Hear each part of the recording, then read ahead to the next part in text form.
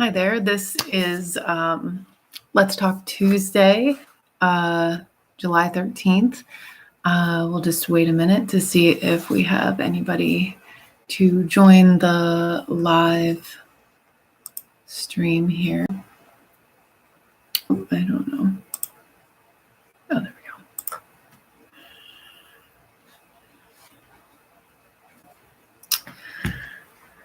Okay, so it's 7:01. I'll just get started.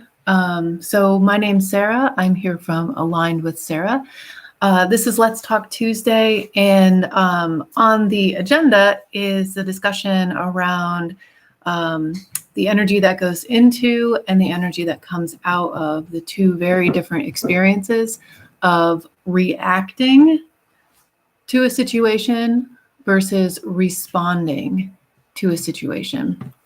So we're going to start by just talking about, very confused. I think I was like saying the wrong word in my head, maybe even out loud.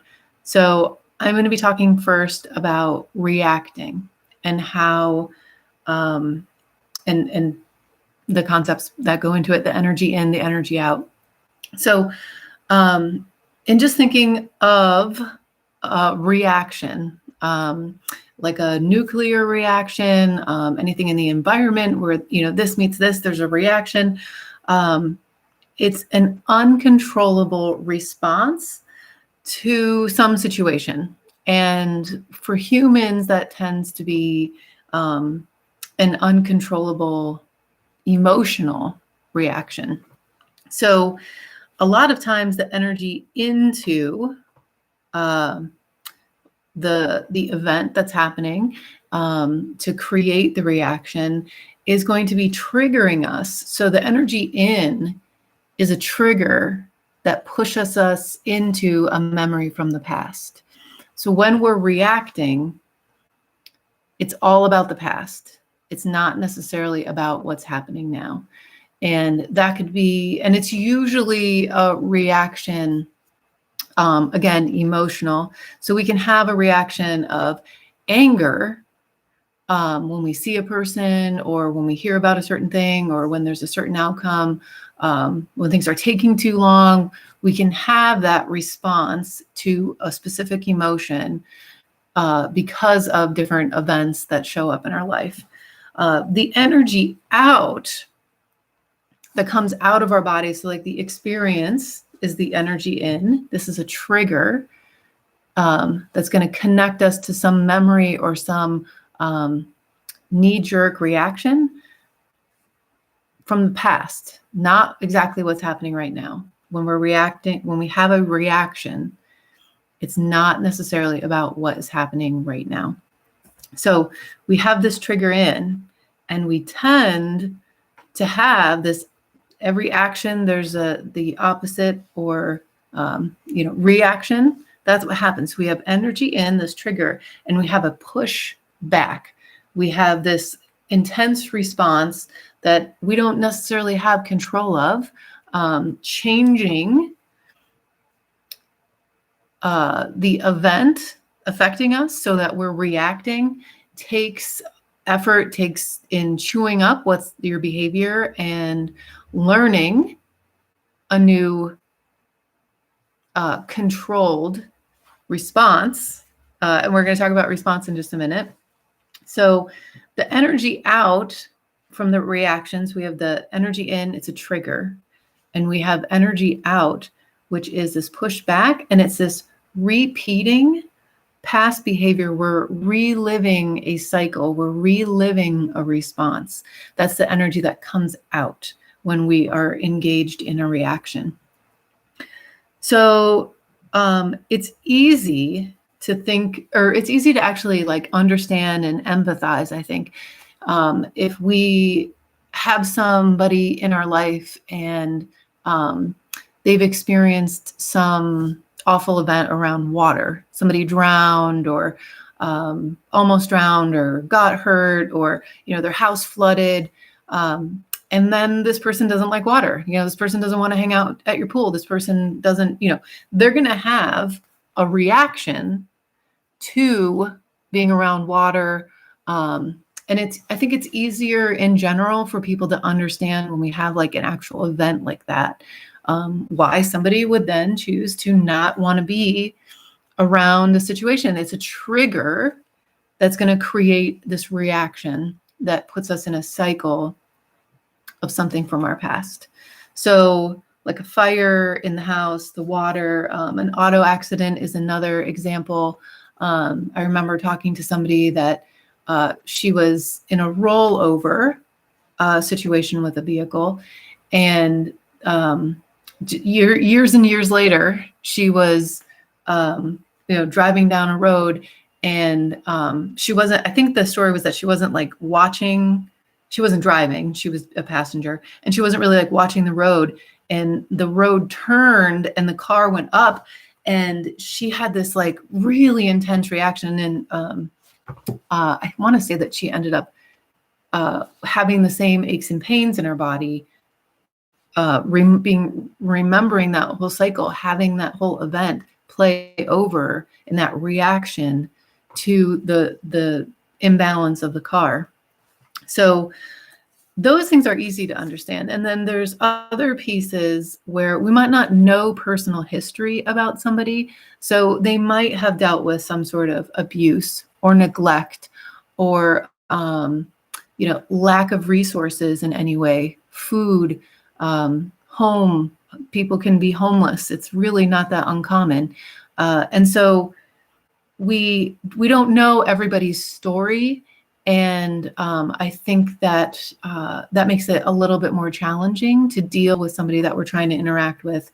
And they tend to have the reaction response for some stimulus. And sometimes it's hard to put a finger on.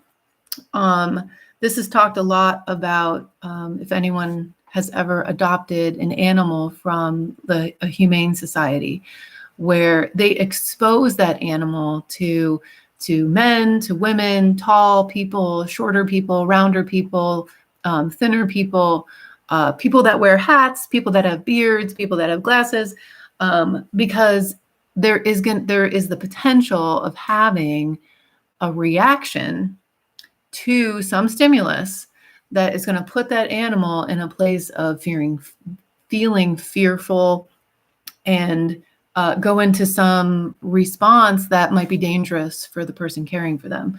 So that's another good example of the energy in and the energy out of things that we potentially might have dealt with in our lives with reaction.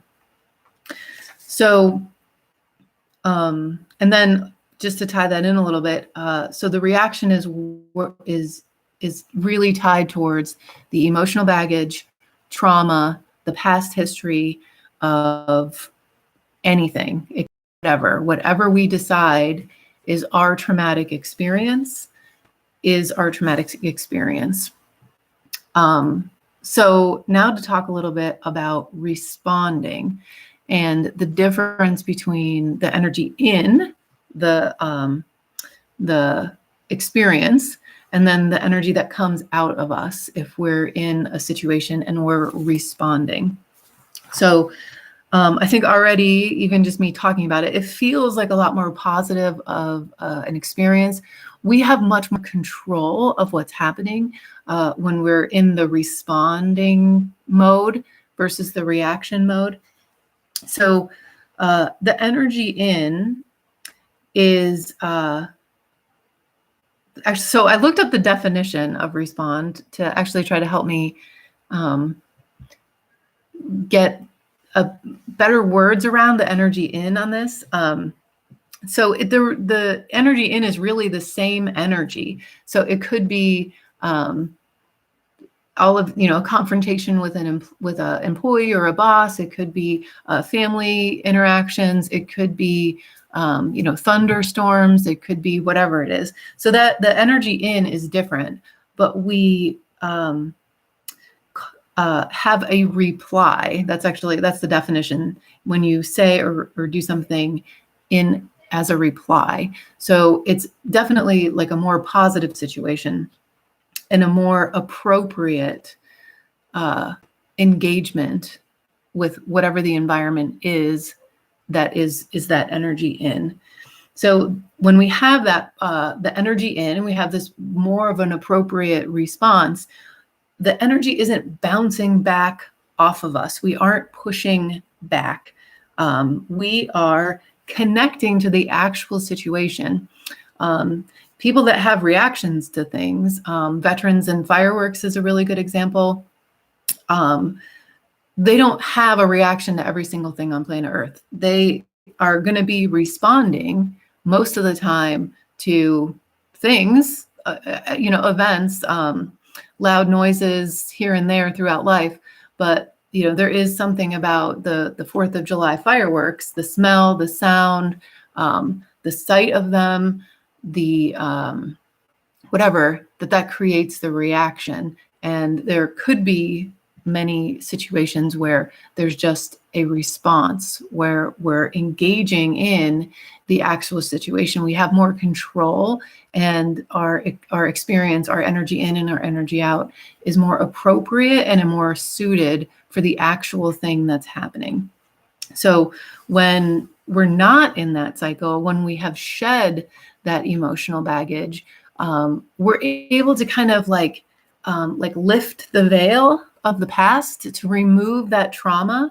And it keeps us in a place where we can be responding to situations. And it actually opens us up to becoming aware of if we are reacting versus responding. It's really interesting to work with people that are, have let go of something that has really been part of their life, a feeling of, like unworthy. It's usually a big one when people remove that emotional baggage around being unworthy.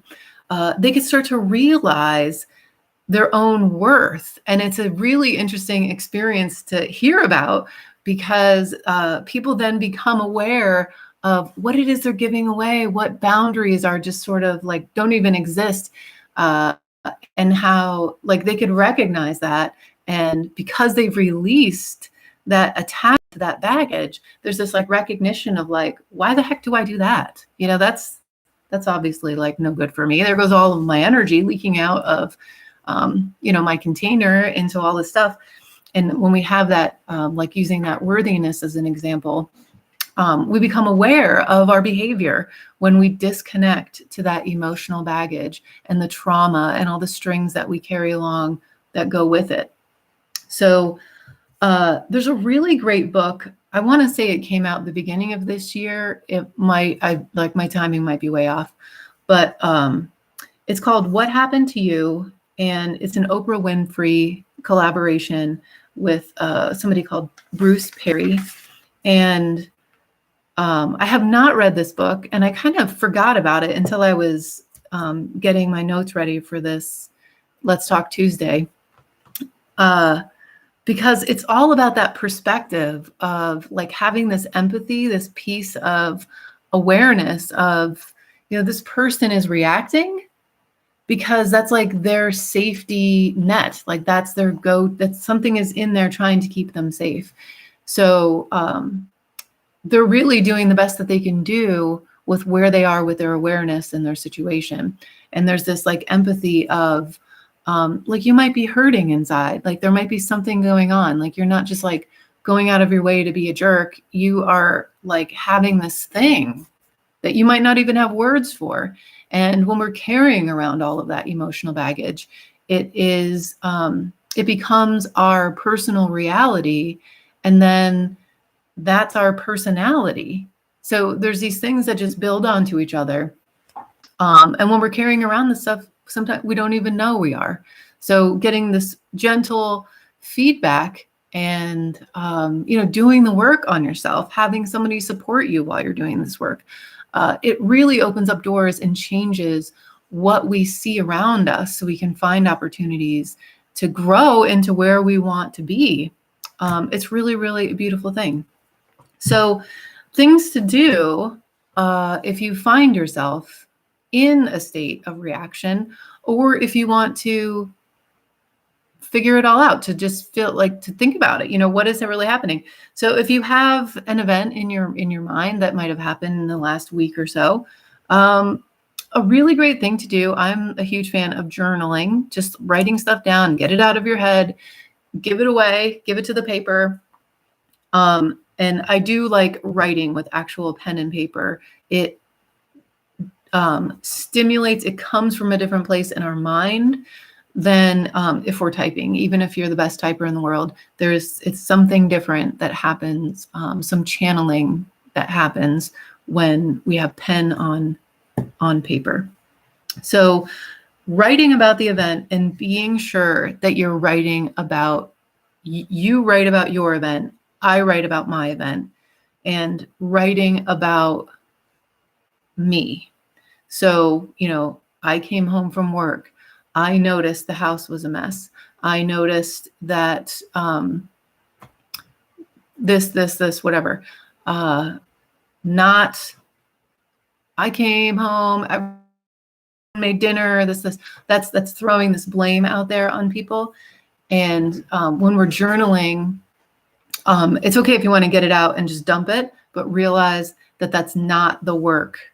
That's not the work. That's dumping. And then now you can look inside. So when we write about, I was feeling this way, this is what happened, this is what I saw, this is what I felt, all these I statements own that experience. They're not pushing blame out and trying to shame people or guilt people. When we do the I statements, it really helps connect us to the experience and what we might next time have control of. And it's really interesting if you have some event with another person, if they're writing down, their perspective, some highlights for them after things are not in a heated moment. And then, having if we had 100 people having some event, everyone's going to have their own story. Everyone's going to have their own perspective. There might be some overlaps. There might be some like shades of the same information, but everyone is going to have a different experience. That's why policemen interview anyone and everyone that might have been witnessing, an accident, a crime, because, the eyewitnesses, the guy was 6 feet tall, it was a lady and she was a teenager. Like, everyone can have their own perception of what was happening and what the person looked like and everything. So, and then some questions to ask yourself while you're journaling, after you sort of like write down, like, this is what happened, this is the story, these are everything I remember from my point of view. Then asking yourself, what is the emotion that is involved? Is it anger? Is it shame? Is it dread? Is it fear? Is it disappointment? Is it abandonment? Is it conflict? Shame is always a good one. Is there some shame involved? Shame can drain our energy like there's no tomorrow. But what emotion is involved? What other events in your past have created that same emotion? Is there something you're trying to control? And why are you trying to control it? What is the outcome that you're hoping for if you control that piece of life? And then the super magical piece is what was actually happening in that event, what was actually happening. So those are some really great questions for, like I said, for journaling through that. After you write down, kind of dump everything onto there from your perspective or whatever you need to do to get rid of. And then starting the work, doing some I statements, and then answering those questions. It really can open up a lot of memories and connect us to that core, to like what might actually be the memory here, like what might be pushing my buttons. What is this emotion? and connecting with that. I love the expression "name it to tame it." So when we boil it down and we're like, yeah, this is like fear, or this is anger, what do you think you might be angry at? Sometimes it's not the coffee table that you stubbed your toe on. Like sometimes that's just like this reaction, this outlet to something that has built up inside, and you're angry at something else. So that's some hopeful, helpful, inspiring, light, inspirational, I think I might have said that more than once, information about those different energies. They're very, very different. Reaction and response, very, very different. So I would like to say I have some upcoming events that I would just briefly like to talk about. They're going to be listed on the website, Life Alignment Coaching, sarah.com. And I think I might have them up already. I'm not sure. I'm going to go back and check that. I will be listing them on Facebook and doing posts around here in the town that I live in, because these are actually in-person events with the option of joining remotely with a Zoom link. So you can be part of the action, interacting with people, helping get inspired, and being part of them, but it's through Zoom. So you don't have to live close by and you can still be benefiting. So it's going to be really awesome. The two upcoming events are coming up on, July 22nd in the evening at Candor Free Library. I'll be doing a workshop for doing vision boards. So we'll have some work in the beginning to define what it is that we want, making sure that we're building into positive goals, and talk about the value of having a vision board or some sort of like outline of our future. And so that's coming up on July 22nd. Like I said, you can virtually attend. You're obviously going to have to gather your own supplies. Coming to the library, we're going to have magazines. Somebody's donating a bunch of magazines. And it's going to be poster board. The library said that we can be printing on there's like a certain number of pages per person with the color printer. And it's a suggested supply donation recovery charge of $5, something like $5 if you want to donate that back to the library. And then the other one coming up is, I was hoping to do it in July. It's just going to be bumped to August, and it's August 8th. I believe, let me just double check that.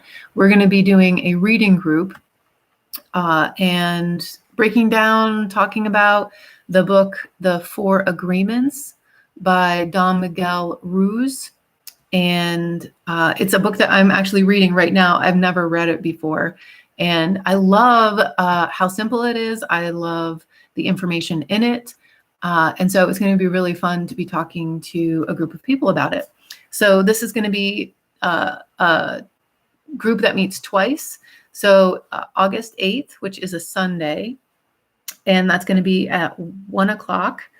And that's at the Candor Library. Again, they are offering that space to be the venue to host anybody that wants to come in person. The Finger Lakes Library System, which is where I live, they have 12 copies, hard paper copies of the book, and it's available through interlibrary loan. I'm hoping to have the reading group of in-person people around 15.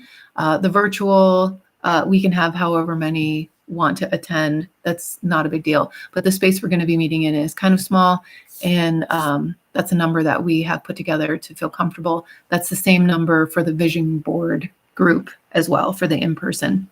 If we get more than that, then I'm super open to doing another group for that workshop as well, and then another reading group as well. So August 8th at 1 o'clock. And then, so that will be the first half of the book. And then the second half of the book is going to be that same week, Thursday evening. So we have a weekend afternoon and a weekday evening. So if you can make one of them, if you can make both of them, that's great. The second meeting is going to be talking about the second part of the book, the whole book. and getting connected with that information and making plans to incorporate that into our life, or acknowledging how that is in our life and showing up as awesomeness that we are connected to.